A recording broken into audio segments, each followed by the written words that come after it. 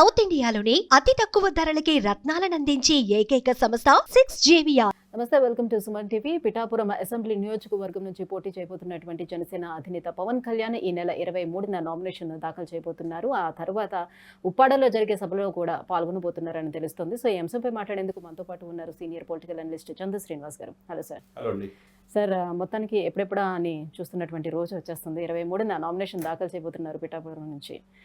So తర్వాత మళ్ళీ ఉప్పాడ సభ ఏదైతే ఉండబోతుందో దానికి కూడా వెళ్ళబోతున్నారని తెలుస్తుంది. దీనికి సంబంధించిన పూర్తి డీటెయిల్స్ సార్. 22 అనుకున్నారు, అనుకోకుండా ఇప్పుడు 23 వచ్చేసింది. ఎందుకంటే మిగతా ప్రాంతాలు కూడా పర్యటించాలి కదా. మొన్నటిదాకా అనకాపల్లి, తర్వాత మనం చూసాం తణుకు కావచ్చు, నిడదవోలు కావచ్చు, లేకపోతే ఇటు రాయలసీమ కావచ్చు, అన్ని ప్రాంతాల్లో చంద్రబాబు నాయుడు గారితో కలిసి వెళ్తున్నారు. ఇకపోతే రేపు మోదీ గారితో కూడా 4 బహిరంగ సభలు షేర్ చేసుకోబోతున్నారు.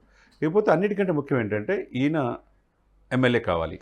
ఎమ్మెల్యేకు ఒక నియోజకవర్గం ఎంచుకున్నారు పిఠాపురం. ఆ పిఠాపురం నుంచి గెలవాల్సిన అవసరం ఉన్నది. తనతో పాటు 21 మంది అభ్యర్థులు కూడా గెలిపించుకోవాలి, 20 మందిని.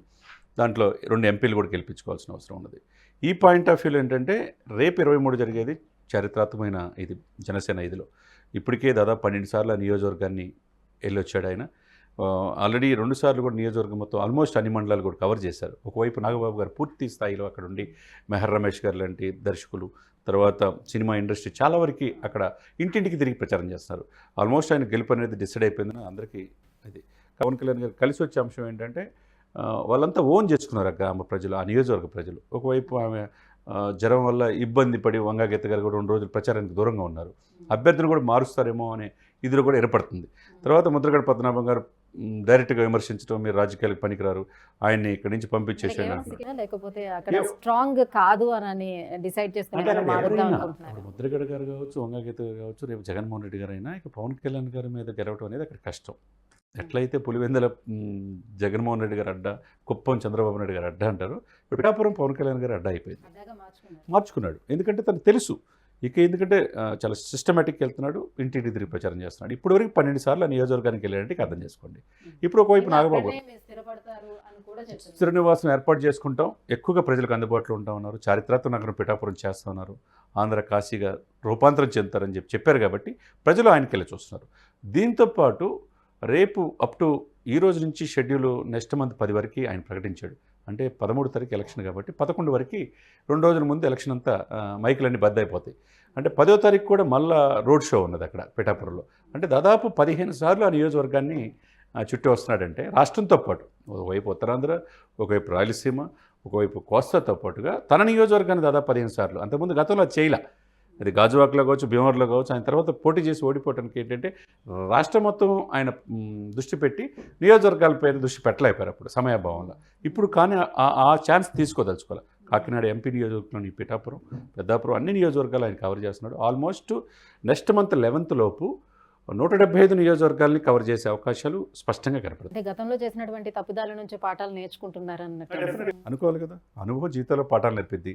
పవన్ కళ్యాణ్ గారికి రాజకీయాల్లో అనుభవం తక్కువే, కానీ దశాబ్దం చూస్తా ప్రజల కోసం, ప్రజలు ఏం కోరుకుంటున్నారని అర్థమైపోయింది.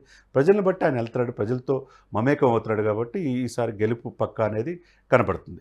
ఇకపోతే మీరన్నట్టు ఆ రోజు రేపు 23 తారీఖు నామినేషన్ భారీ బహిరంగ ర్యాలీతో పాటుగా నామినేషన్ అయిపోయిన తర్వాత ఉప్పాడలో బహిరంగ సభ, ఒక దాదాపు 4 లక్షల మందితో బహిరంగ సభ అంటున్నారు. ఆ బహిరంగ సభ కూడా కాకినాడ ఎంపీ సీటు గెలవడానికి అవకాశం ఉంటుంది. కాకినాడతో పాటు ఉభయ గోదావరి జిల్లాలో 34 నియోజకవర్గాల మీద ప్రభావం చూపించే అవకాశాలు స్పష్టంగా కనపడుతుంది. గతంలో ఎప్పుడూ లేని విధంగా ఈసారి ఆయన నిర్వహిస్తున్నటువంటి సభల్లో ఆయన స్వరం కూడా చాలా ఘాటుగా వినిపిస్తున్నట్టుగా అనిపిస్తుంది. సో అంటే అధికార పార్టీ పైన విమర్శలు కానివ్వచ్చు, మేము ఏం చేయాలనుకుంటున్నాము అని అనే విషయాలను కావచ్చు, చాలా తేటతెల్లంగా చెప్తున్నట్టుగా కనిపిస్తుంది. ఆ స్వరం కూడా చాలా గట్టిగా వినిపిస్తున్నారు.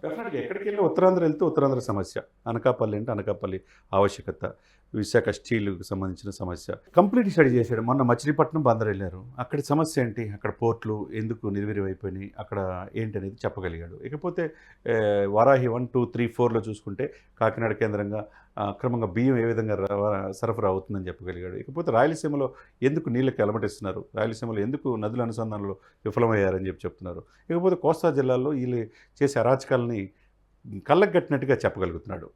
ఇవన్నీ కూడా ఏంటంటే ఆ అగ్రెసివ్ అనే పోరాట పటిమ ఎవరైతే నాయకుల్లో ఉంటుందో వాళ్ళు సక్సెస్ దిశగా ముందుకెళ్తారు. అది టీడీపీని పోలిస్తే పవన్ కళ్యాణ్ గారిలో ఎక్కువ ఉంది. కాబట్టి పవన్ కళ్యాణ్ గారు ముందు పెట్టే చంద్రబాబు నాయుడు గారు కలిసి జాయింట్గా వెళ్ళటం అనేది మంచి పరిణామంగా మనం భావించాలి ఈ కూటమికి. అంటే పిఠాపురంలో వైసీపీ తరపు నుంచి ఇదే కాపు సామాజిక వర్గానికి సంబంధించినటువంటి నేతలు ఎవరు స్ట్రాంగ్ నేతలు లేరంటారు నిలబెట్టడానికి? ఇంకంతకంటే స్ట్రాంగ్ ఎవరున్నారు? ఆమెకి ఒక జెడ్పీటీసీ స్థాయి నుంచి ఎంపీగా నిలబడింది, అక్కడ స్థానికురాలనే పేరున్నది, ఆమెకు కూడా మంచి పేరు ఉన్నది. కానీ ఇక్కడ ఏంటంటే ఊహించిన విధంగా పవన్ కళ్యాణ్ అక్కడ ఎంటర్ అవుతాడని సాక్షాత్ జగన్మోహన్ రెడ్డి గారితో సహా పార్టీ క్యాడర్ కానీ ఎవరికి తెలియదు ఆయన ప్రకటించేదాకా. అప్పటి వరకు గెలుపు నల్లేరిపోయినాడకని చెప్పి ఎంపీ నుంచి ఈవిని మార్చి ఇక్కడ తీసుకొచ్చి అక్కడ సెలమలశెట్టి సునీల్ని వేశారు. ఇప్పుడు సెలమలశెట్టి సునీల్ ప్రముఖ గ్రీన్ కో అధినేత, ప్రముఖ పారిశ్రామికవేత్త. కానీ ఆయన ఆల్మోస్ట్ ప్రతిదానికి కూడా పవన్ కళ్యాణ్ గారు చెప్పినట్టుగా ఆల్మోస్ట్ ఆయన ఎక్కడైతే ఏ పార్టీలో అడుగు పెడతాడో ఆ పార్టీ ఓడిపోద్ది అనేది ఉంది, మళ్ళీ ఓడిపోబోతున్నాం, మన అధికారులు రాబోతున్నాం అని అంటున్నాడు. కాబట్టి ఆయన మీద ఆరోపణలను సాక్షాత్ పవన్ కళ్యాణ్ గారు చెప్పాడు. ఇక్కడ ఉదయ్ శ్రీనివాస్ని అక్కడ నిలబెడుతున్నారు. ఇక్కడ ఎన్ని ఏంటంటే ఆమె స్థానికురాలైనా, ఆమె అదే సమాజ వర్గం చెందిన వ్యక్తి అయినా కానీ ఇక్కడ ఎవరు చూస్తున్నారు? సరిగ్గా వంగవీటి మోహన్ రంగా గారి తర్వాత కాపుల్లో అంత స్థాయిలో చూస్తుంది ఒక చిరంజీవి గారు, తర్వాత పవన్ కళ్యాణ్ గారే. దాంతోపాటు కులాలు కలిపే సిద్ధాంతాల్లో బడుగు బలహీన వర్గాలను కలిపే దాంట్లో సక్సెస్ అయ్యాడు. కాబట్టి పవన్ కళ్యాణ్ని ఒక లీడర్గా, ఒక అసెంబ్లీలో ఒక ఎమ్మెల్యేగా రేపు మంచి పొజిషన్లో ఉండాలని ఆంధ్రప్రదేశ్ ప్రజలు కోరుకుంటున్నారు. Thank you so much sir, ఈ అంశంపై మీ విశ్లేషణ అందించినందుకు థ్యాంక్ యూ. సుమన్ టీవీలో మీ పర్సనల్ అండ్ బిజినెస్ ప్రమోషన్స్ కోసం కింది నెంబర్కి కాంటాక్ట్ చేయండి.